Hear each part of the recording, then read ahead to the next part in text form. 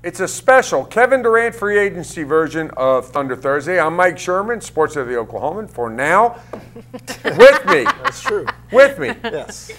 Our Thunder aficionado, editor, reporter emeritus Darnell Mayberry, columnist Jenny Carlson, and from just 2 blocks down, where he was covering the very first meeting for Kevin Durant, this one with the Thunder, beat writer Anthony Slater. Joining us by remote, of course, is Eric Horn. You there, Eric?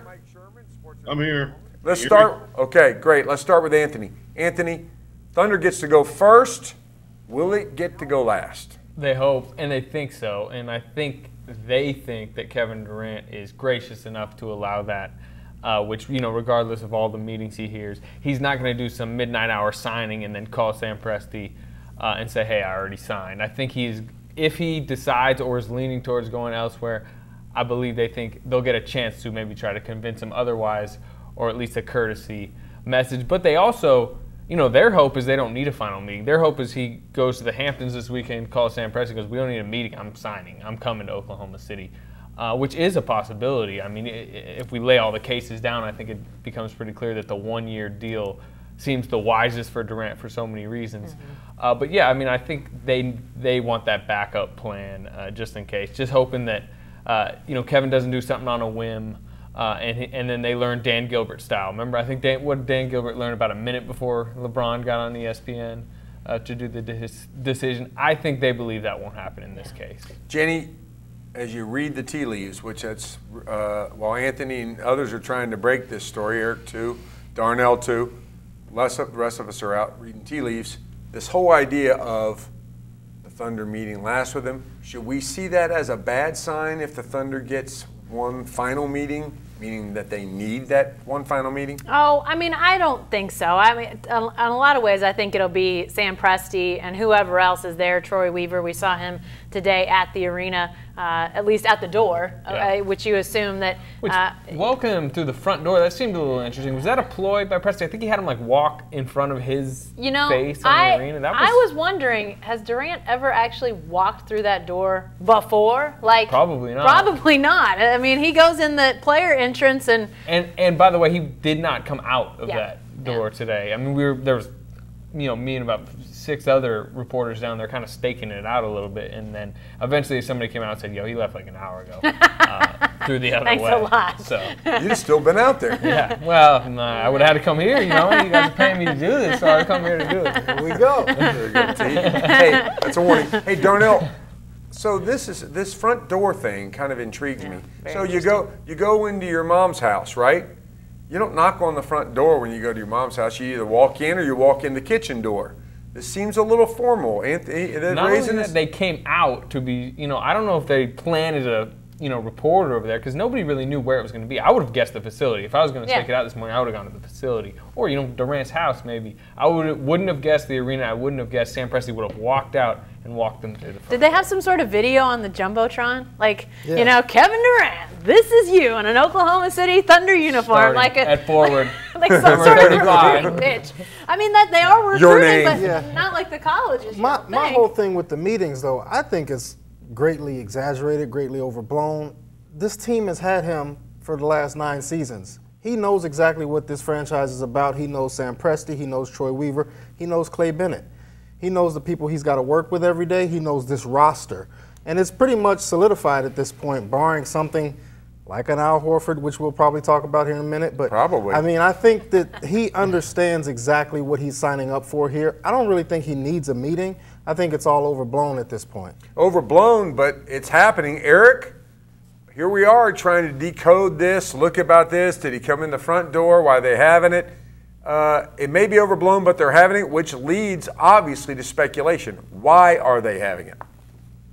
Well, I think it might be one of those, you know, those college recruiting type things. Like, if a guy's been committed to you for so long, early in the process, not saying that Kevin Durant's committed to the Thunder, but say you get an early commit, like OU gets an early commit from a guy, and then some other schools start talking to him during the process, you might just want to get in there at the end and say, hey, let's make sure we're the last face he sees before he makes his decision. So I just think it's a smart move by the Thunder to you know, let Kevin go and do his thing this weekend and talk to these other teams, and then they have the last sit down with him before he's ready to make his final decision. Kind of college football lesson.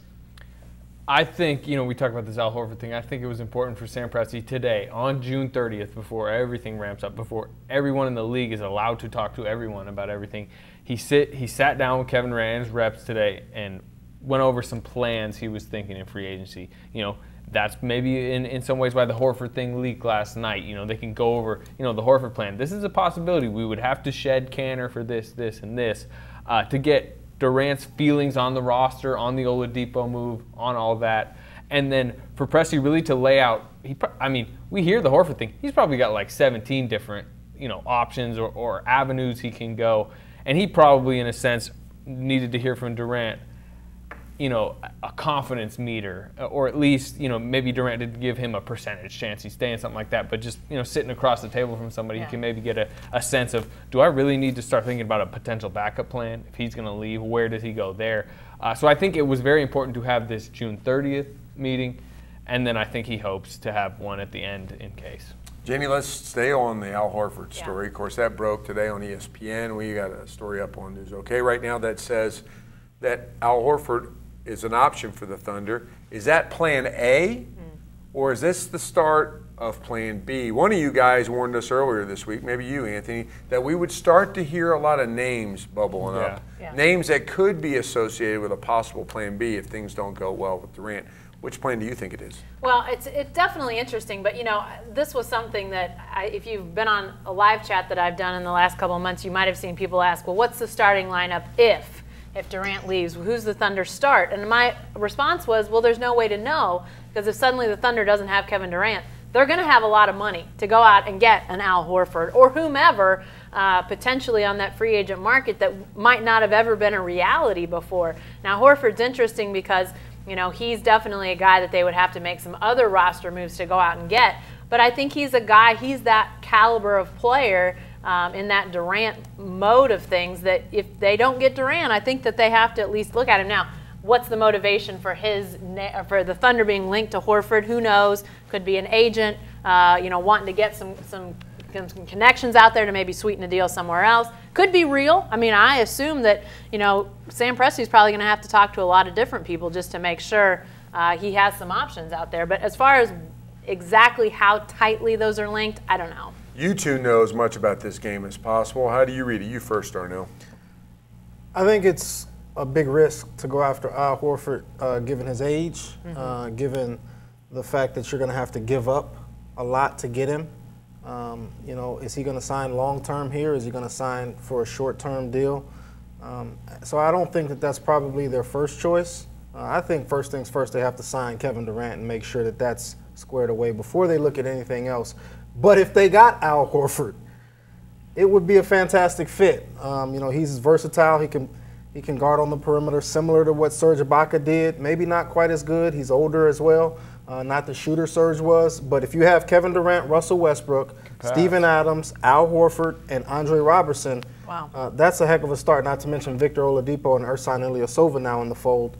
That's a heck of a 6-7 man rotation right there. So I think the Thunder would be a much better team with a guy like Al Horford than without him. Plus the Horford connection to Billy Donovan, obviously, played 3 years under, would really fit the Donovan style. He wants his big men to be able to pass.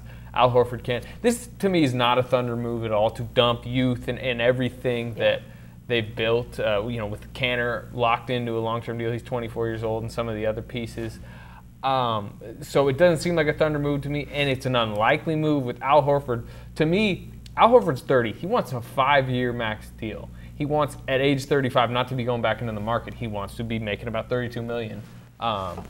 So I'm not sure. I think Al Horford, this might be a ploy to get Atlanta to add the 5th year, for others to go after him. But then, also, if you're Al Horford, are you signing long-term in Oklahoma City if Kevin Durant's coming back even for 1 year? Because by your 2nd year in Oklahoma City, literally this time next year, you could be in Oklahoma City without Russell Westbrook and Kevin Durant. Yeah. Eric, it is plausible, though. It does have that ring of truth in that the Billy Donovan connection, in that he gives them a better defensive. What's your take on Horford? It's a bold. I wouldn't even say it's a bold move, but it's a good move by Presti again to reaffirm the commitment that they have to bringing in help for Kevin Durant. But it also serves as some insurance in the case that that Kevin Durant doesn't come back. I mean, if Al Horford were to have that connection with Billy Donovan, I mean, it would be a good replacement for Kevin Durant if he were to leave now. But would Al Horford even come if Kevin Durant's not here? Probably not. But you can't fault Presti for trying to bring in more talent. My issue is the potential that you'd have to get rid of a bunch of pieces in order to even bring Al Horford in to begin with. And as Darnell and Anthony said, you're taking a risk on bringing a guy in here who wants a long-term deal, and he might bolt in a year anyway if he's only willing to take that one-year deal with the cap going up again in 2017. Horford could be looking at another payday. So there's no telling him, but I think it's a good move by Sam Presti to not just rest on one trade or talking about some other guys, but going after big fish and showing Kevin Durant that you're willing to make these moves. Even if this wasn't a move that Sam Presti wanted to make, if he was in the meeting with Kevin Durant today and he said, if you make that move, I stay. If you don't, I'm going to leave. I'm not saying that's what was said, but if Durant said, Horford, okay, I'll probably come back then he's got to really think about it, because that, regardless of if Presti wants to let some of these guys go, if it means retaining Kevin Durant or not retaining Kevin Durant, you got to make that move. Well, and Horford's a type of guy, I've always felt like he was a Thunder type of guy. I mean, he sort of just has that pedigree about him, sort of in the same way that Presti talked about Oladipo being a guy after they acquired him on draft night that he had been watching for a lot of years and really been interested in since his college days in Indiana. I sort of feel like Horford's the same way, that mentality, a guy that would really fit nicely. But the thing is, I mean, you guys have brought all this up, you're getting a finished product. I mean, with Cantor, with all these other young guys, there's still that ceiling. They haven't got there yet. Horford is pretty much who he is, and I mean, he's maybe more than a finished product as far as declining. So I mean, injury problems too. Yeah, you've got to consider all those things if you're Presti, and I assume that was part of the conversation with Durant as they talked about Horford. Right now it might be. Seem like a good deal, but who knows? In a couple years, you might be thinking, "Man, I wish we had an up-and-coming Cantor or Waiters or whoever instead of." There's a reason Al Horford wants a 5th year in that contract. Yeah. Now that you put it that way, I'm not buying Al Horford. I'm not. It just doesn't. The only way I'm buying Al Horford is if Kevin Durant is demanding Al Horford. And I'm not buying that. I just don't think Kevin Durant wants to be the general manager of this team.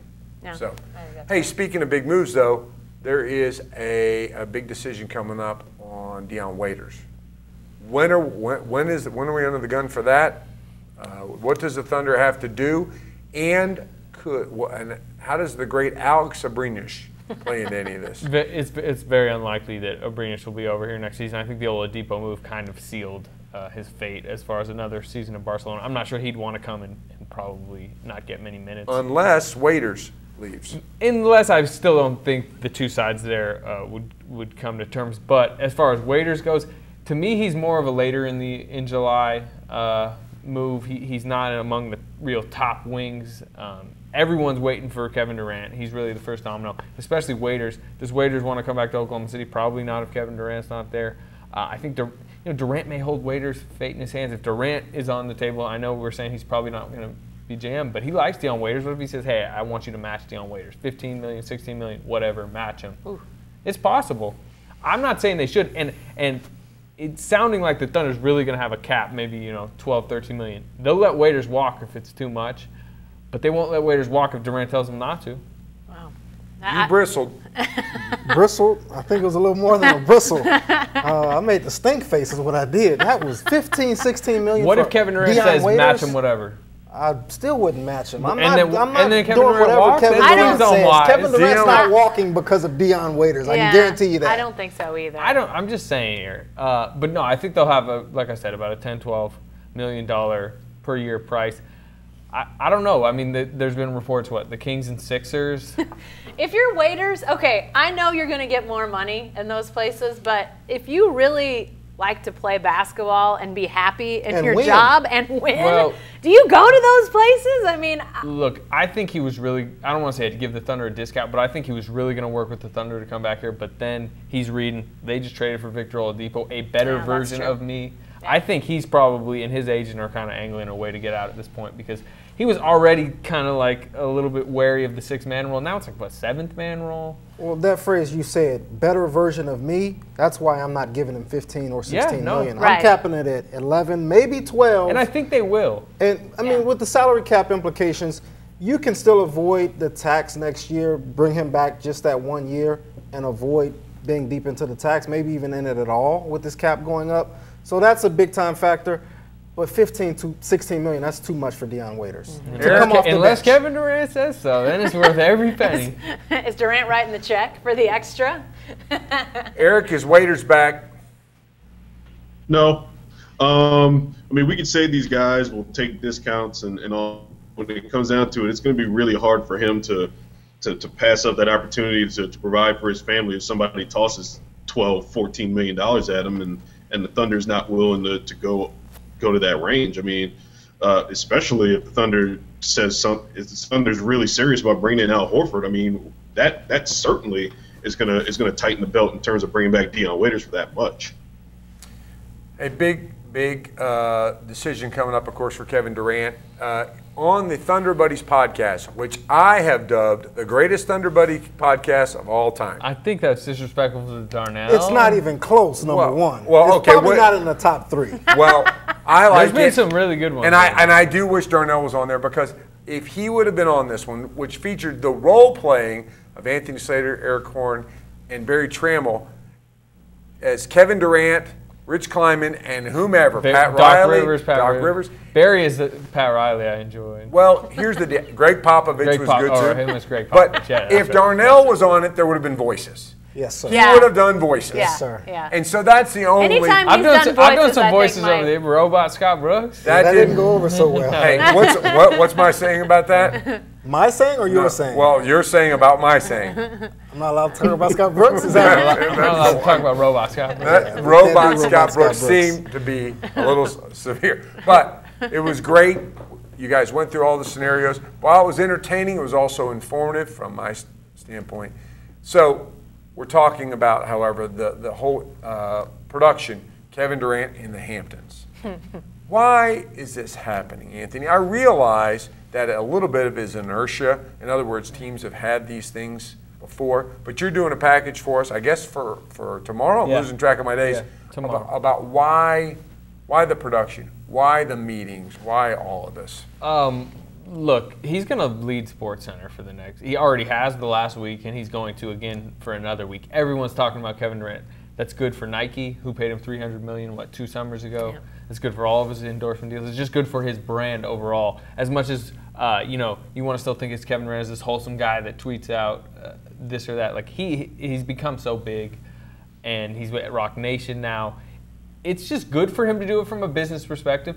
And really, what does he have? If he's confident in his own decision, and if he's probably, as we think, figuring he's going to come back to Oklahoma City, but he doesn't know about his future here, isn't it smart to just hear these teams' pitches? And there's been rumors out there that a lot of these teams know they're going in to pitch 2017 in a sense, especially like the Boston Celtics. Right. They probably know they're not prying him this year. But to get his ear, to lay out his plan, I mean, what's wrong with Kevin Durant spending a July 4th weekend in the Hamptons? Because it's going to be so quiet, and nobody will be there this weekend. Is he at Jay-Z's house? Who knows? I mean, and everyone's pitching him meetings. He's hearing about how great he is. There's nothing really besides like temporary, like 7-day anxiety in Oklahoma City. There's nothing really he has to lose, and he's got a lot to gain. Bookmark that, but you know what that reminded me of, Jenny? The Stoops family Christmas that the sports animal used to do. Could we do the Hamptons with KD and family and all these folks? More voices. I think this guy's off to the Hamptons with that shirt. Yeah, what do you think? Geez. Are you headed out? He's the private detective outside the Hamptons trying to like find where KD's going. You trying to blend in with the bushes here? You're the one staking out the Chesapeake. I got the arena. You're going to the Hamptons. I'm going to go to Orlando. I'll loan you this shirt. You're going tomorrow, right? Orlando. That could fit in Orlando. I'll loan you this shirt. Okay, Jenny. For all the is this a charade? Does Kevin Durant know what he's going to do? And as Anthony said, he's just lining up, playing 2017. I think there's a good chance he has a strong feeling about what he wants to do. But, I think to hear from some of these teams. I mean, I don't think it's 100% decided at this point. I don't think you go through all of this, and even with the Nike, even with the Rock Nation, I'm not sure you jump through all the hoops if you absolutely positively have your mind made up. So, you know, I think there's a chance that he surprises a lot of us around here, that he's going to do something different. But I think he realizes that when it comes to potential, when it comes to comfort, when it comes to, you know, just all the things that he's talked about wanting. Basketball decision. His basketball decision. Yeah. There aren't too many options. I mean, it's pretty limited. It's here and maybe one or two other places, and those other places have what he has here in terms of being the alpha leader, being you know, beloved, being able to live a life that he's comfortable with, and not just the money aspect of things, you know, some of that other stuff. And I think if you're Durant, don't you look at things like the decision that Carmelo Anthony made a couple years ago? You know, oh, I'm going to go be a Knick. It's going to be great. How's that gone? You know, I mean, I think you got to think about those sorts of things if you're Durant at this point. Maybe he walked out the arena and said, "Do you want this to be Kevin Durant way? Do you want your statue right here?" Yeah, that's right. That's why they brought him in the front door. It's the figure out where the statue is going to be. Yeah. Hey, Eric, I'm coming to you. So, you guys in your role play, there was two people who really came at this and could throw their rings out on the table. And I'm not talking about Doc Rivers, because his rings were won in Boston. His rings were won with Kevin Garnett. I'm talking about Greg Popovich and Pat Riley. They're stationed in there. What role will rings play in Kevin Durant's decision? I mean, already won and worn rings. Well, you know, like Anthony was saying, and a lot of people have been reporting, a lot of these pitches are 2017 in mind, I think. And I think that Pat Riley can lay out his map like he did maybe for LaMarcus Aldridge a couple years ago, when LaMarcus Aldridge was up in free agency. He said, "Hey, come back and visit me in a year." That didn't end up materializing, but Pat Riley was thinking forward, you know. And that might be a thing that he's doing with Durant this time around, because they got to figure out Dwayne Wade. They got to figure out what they're doing with Hassan Whiteside. They're not exactly in a position where it would be advantageous for them to handle that right now.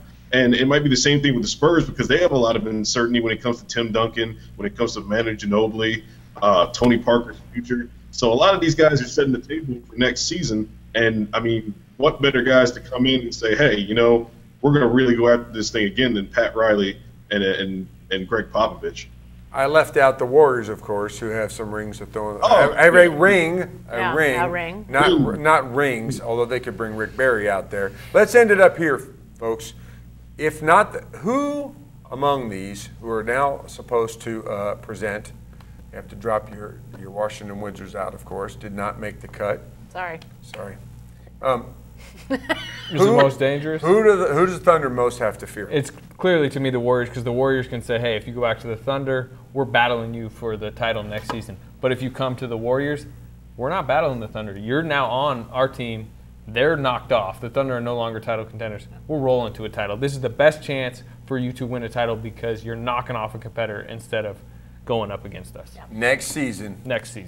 Jenny? I say Warriors too, although I think Spurs is intriguing. I think they're definitely an interesting option. Obviously, they've got the older set, but clearly we saw Kawhi Leonard, LaMarcus Aldridge, those guys really asserting their role in the present and the future of the Spurs. Popovich clearly knows what he's doing. To me, that would be the other one I'd be looking at. Eric, you, then Darnell. Who do they have to fear? I'd say Warriors, but I wouldn't agree with rolling to a title, because if they get Durant, they're going to have to gut a lot of the roster and get rid of a lot of those important pieces that they had in these last 2 years and going and chasing a title. We saw in the Cleveland series how LeBron James took over and really asserted himself in that series. Rolling might be a little far, but the Warriors definitely have the best cachet players and system to put around Durant. Darnell, you got the last word. I think San Antonio is right there as a close second. Obviously, Golden State is probably the favorite, but San Antonio, in my opinion, because Greg Popovich, because of R.C. Buford, Kevin Durant and Greg Popovich have this strangely close relationship. I think hasn't been reported enough, but Team USA coach, incoming Team USA coach, his time on Team USA. I think they've gotten to know each other through that. And then they've got the pieces with LaMarcus Aldridge and Kawhi Leonard. I think they would fit really well together with Kevin Durant. So I wouldn't rule out San Antonio, especially since San Antonio is what, an hour from Austin? Yeah. Something Yeah, like good that. point. So Kevin Durant could be right there in his old stomping grounds. Yeah, I think San Antonio is a team to look out for. His respect for the Spurs, I mean, it's you can see it. You can tell it when they've played. So, yeah, I mean, I don't think you can discredit what they've done and the fact that, look at them being able to lure Aldridge a year ago. They took him from a place that he loved. I mean, he loved being in Portland, and Portland loved him. And he was a hallmark guy for them. So they've got experience in doing this. And they can say to Durant, listen, we've got these older guys, and you can learn from them, but you're going to be the leader of the core of this next group that takes us to the next 10 years or whatever. That's going to be fairly enticing, I think. Miami, the guy's 27 years old, a millionaire many times over. South Beach is a pretty appealing place to be. I mean, and Pat Riley can come on and drop the rings on the table. So 2017 for that. I was just thinking as you were talking about the Spurs, though, Darnell, last point, what an OU Texas game that would be, and how different it would feel if KD shows up on the Texas sidelines wearing a Spurs jersey and doing hook 'em horns. Not so forgiving, Oklahoma. Not so forgiving. No. Hey, that's all for Thunder Thursday, but you can join the best team every day at News OK and every morning in the Oklahoman.